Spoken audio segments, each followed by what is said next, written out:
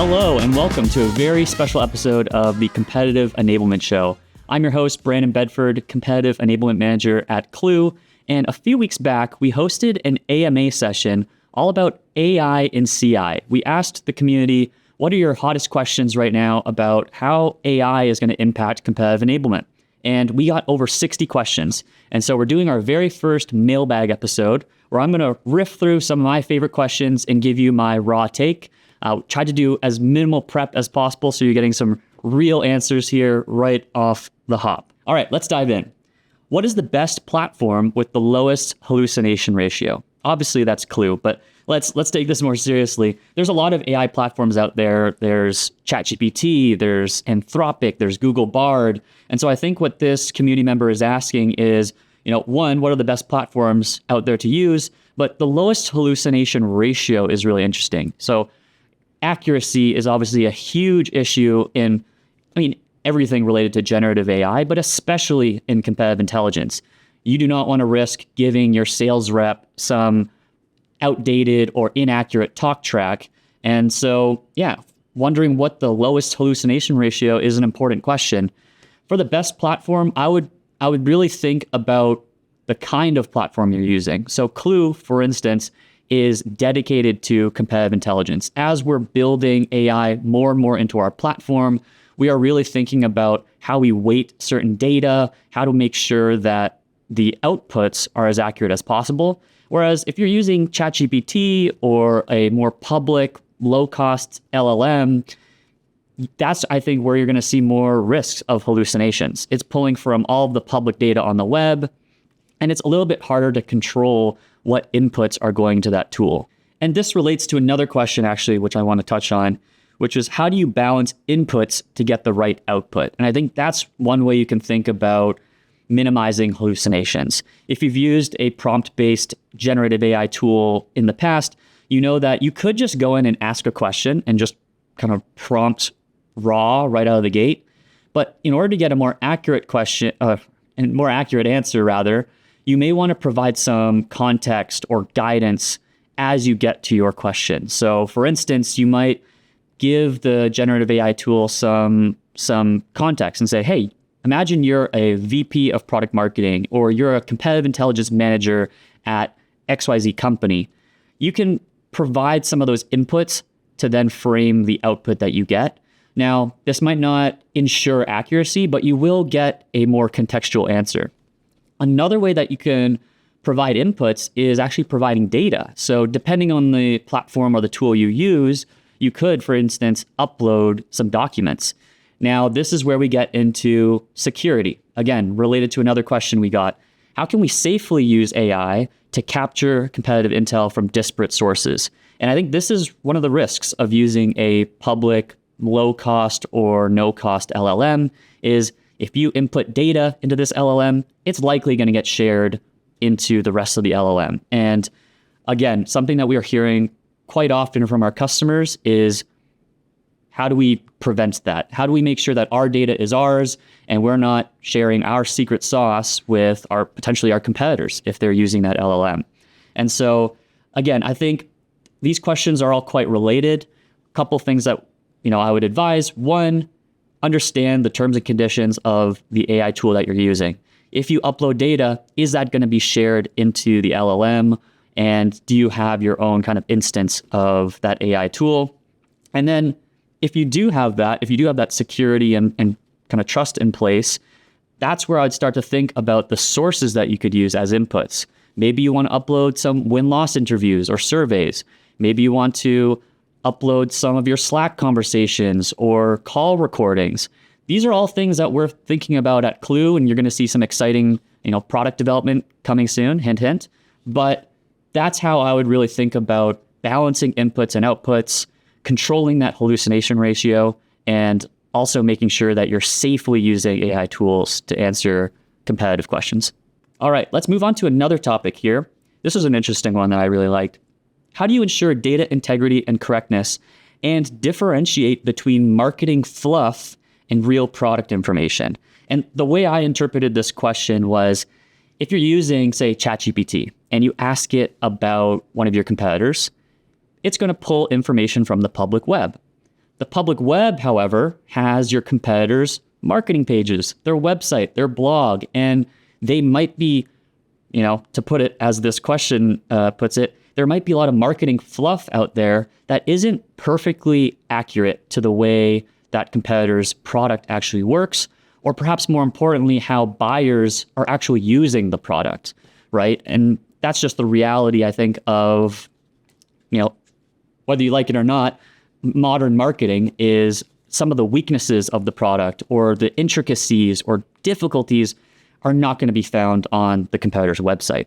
And so when we think about data integrity and correctness, I think if you're using ChatGPT, I think you just have to be aware of that it is going to be pulling information from the public web. And that is simply a limitation. You are not going to be able to find necessarily those same weaknesses. Now, there's some things you can do. For instance, you could direct your AI tool of choice to look at customer reviews, right? One of the AI features we released recently in Clue is what we call review insights. So Clue pulls information from a ton of different customer review sources on the web, G2, TrustRadius, Trustpilot, and through those reviews, we can pull some of those weaknesses. These are real things that users of these products have shared. Hey, I didn't like this about the product. So there is certainly some product information out there that is public that will provide you, some of that real information that cuts through the fluff. But again, it's going to be limited to whatever is publicly available. And again, that's where we really get excited about AI and CI is as AI becomes more developed and more purpose-built for specific applications like competitive intelligence, you're going to be able to tap into more niche, more proprietary data sources. For example, at Clue, we're investing heavily in win-loss. Win-loss, not just CRM data and what your sales reps are saying about why they won and lost deals. This is real firsthand information from buyers on why they chose you, why they chose the competitor. And it's coming from, in some cases surveys, but in many cases, deep interviews where we or your team are sitting with the buyer and really understanding what they liked and didn't like. And that's not something that ChatGPT will be able to pull from the web. And so that's where we really get excited about AI and how we can start getting data that's beyond just the public web.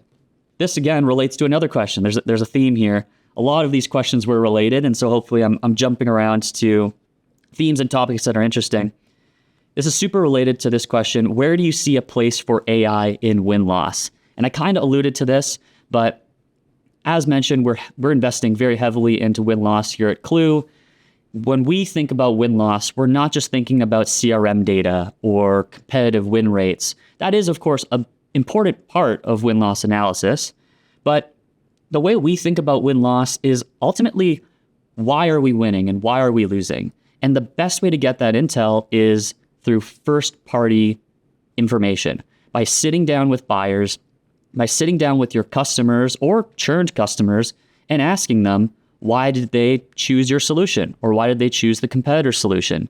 And again, one of the big benefits of working with Clue or with a third party of any sort is that many buyers are going to be more forthright with a third-party researcher than, say, with your sales team.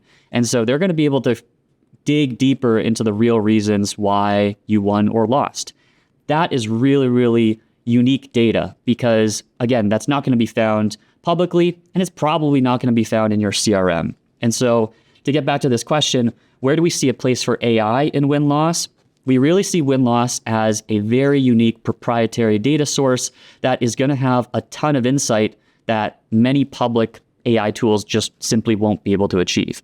And so as we build in more AI functionality into the Clue platform, you're going to be able to get much more accurate, much more rich answers when you go and ask AI, hey, tell me about why we're better than this competitor.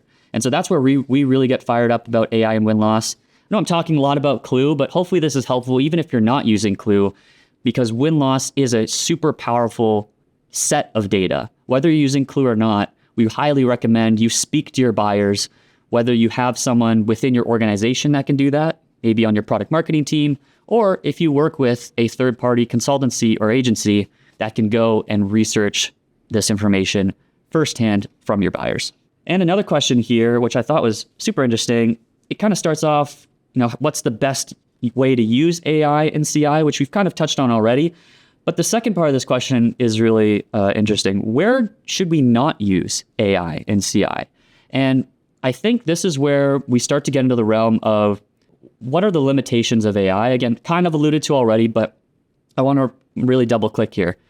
AI, and really we're talking about generative AI here, because there's a lot of different types of AI that have existed for a long time, but I think where everyone's getting excited right about now is around generative AI, ChatGPT, these prompt-based tools that are able to, pull a bunch of data through a large language model and then provide an answer in kind of text form.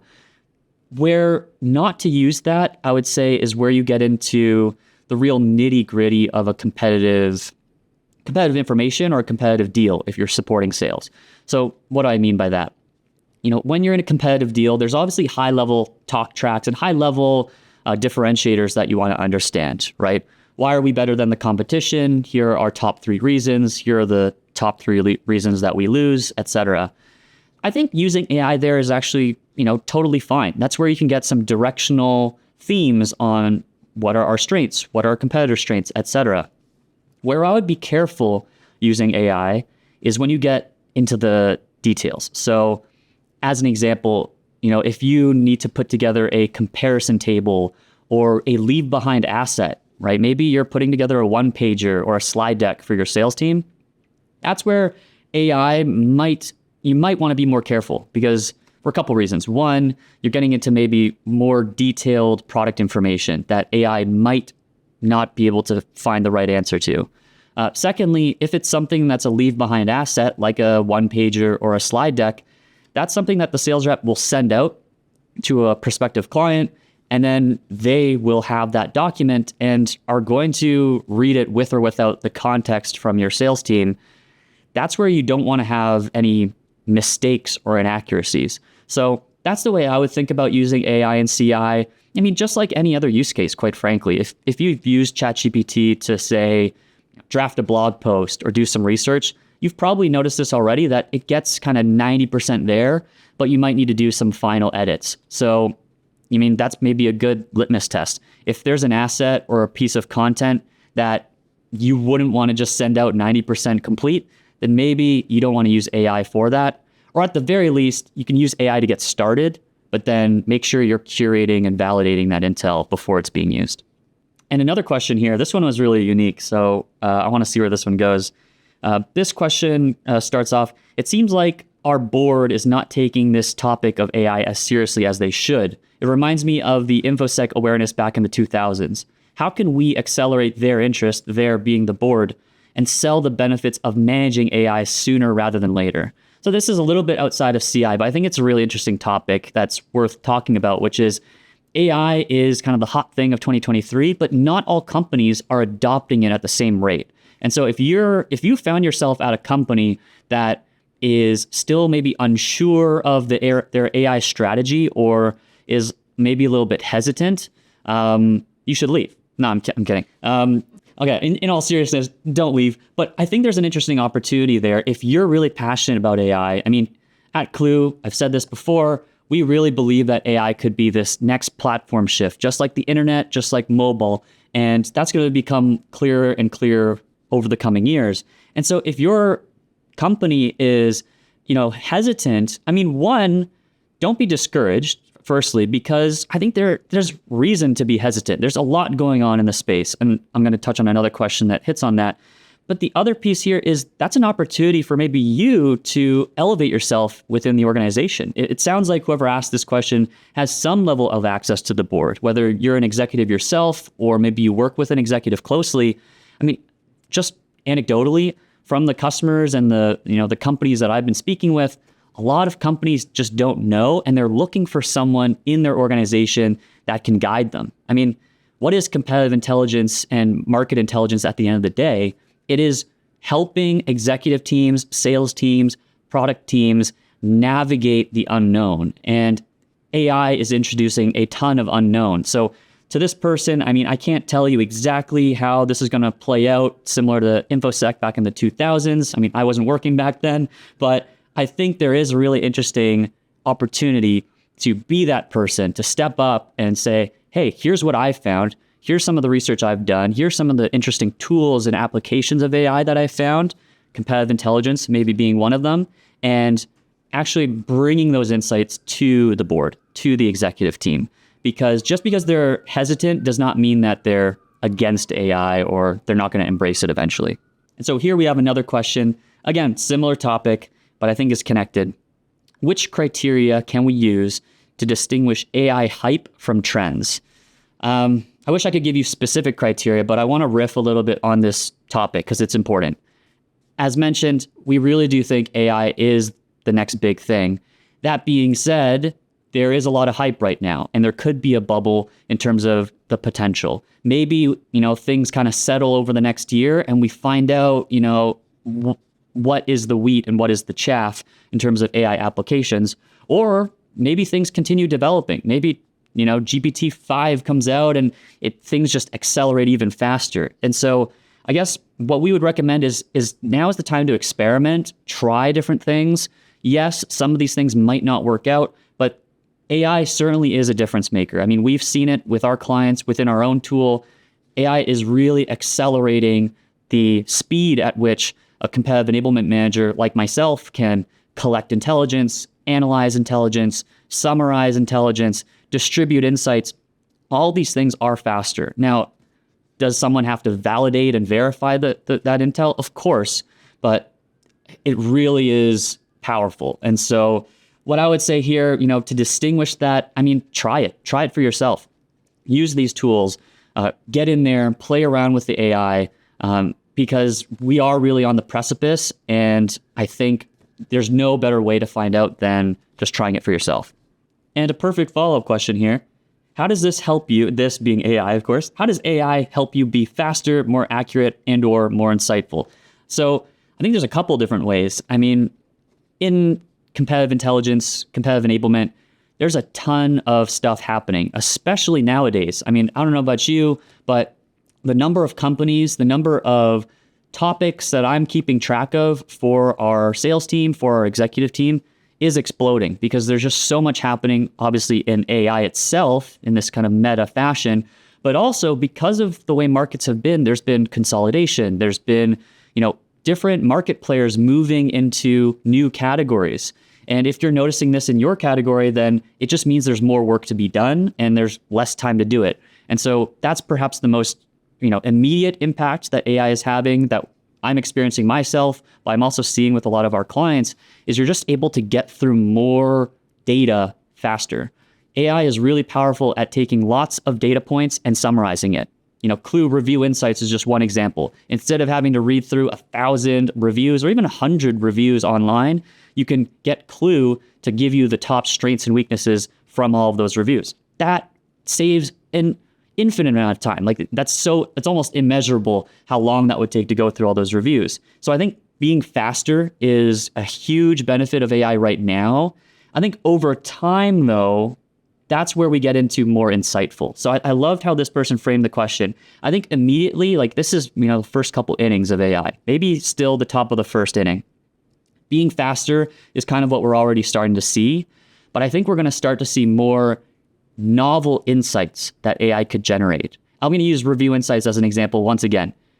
Those insights that Clue pulls from these reviews, could I even realistically get those insights? There's no reality where I would read through hundreds of reviews. And so that's making me faster, but you could almost argue that that's generating brand new insights that I would not have had before. I mean, sure, I can read a review here or there and get some anecdotes, but that's where I think we see the potential of AI to be able to tap into a huge amount of data and pull out an insight that it would just take humans way too long to figure out. And that's where we get really excited. I mean, some examples are win-loss interviews or surveys, CRM data, call recordings. If anyone here uses Gong or Chorus or even just has Zoom recordings, I mean, sure, you'll listen to a handful here or there, but I mean, your sales team is having hundreds of calls potentially every single week. And so That's where I think AI is going to not only make you faster, but it's going to generate brand new insights. And maybe we'll finish off on this question because I think it's a little bit different, but might still be interesting to some of you. In your opinion, what is the best market positioning for AI? Being the one that's pushing innovation, being a follower, or waiting and seeing and just buying technology from others? And so this will be most relevant if you're at a technology company and you're, exploring AI. I mean, I can share from Clue's perspective, we want to be the leader. We want to be experimenting in AI. We have basically, I'd say the majority of our product team is in the thick of it, trying to figure out where does AI pan out. Now, are we going to try some experiments that don't work out? Of course, but we want to be the ones trying those things out, seeing what sticks, seeing what doesn't, so that our customers can benefit from it. And that's not for everyone, by the way. I mean, Clue, we are, I would still argue we're a startup. We're 200, 230 people. If you're a large, organization with tens of thousands of employees, it might make more sense to take a follower approach and, let some other companies do that experimentation first. But I thought that would be an interesting piece to share if you're in that situation, but also just so you can hear from us around what Clue's stance is on AI and how we're thinking about this paradigm shift. We want to be right on the edge, even if that means we, break a few eggs to make the omelet. And so we'll close up there. As mentioned, I mean, there's way more questions here that we could answer, and maybe we'll do another mailbag episode in the future if this gets some views. So, I mean, if you like this episode, give it a thumbs up in your favorite podcast platform. But to wrap up, maybe I'll just share some of my summarized thoughts. I kind of touched on it right there. AI, we think, is the next platform shift. If just like mobile, where every company had to become a mobile company, we do believe that every company is going to have to incorporate AI in some way, whether that's you using AI in your own product or purchasing AI tools. It is just going to become more and more embedded in our work lives. And so that's really what we're here to do, is to integrate AI into competitive intelligence and enablement, as well as win-loss. So this is Brandon Bedford. It's been a fun episode. Let me know what y'all think, and I'll see you next time.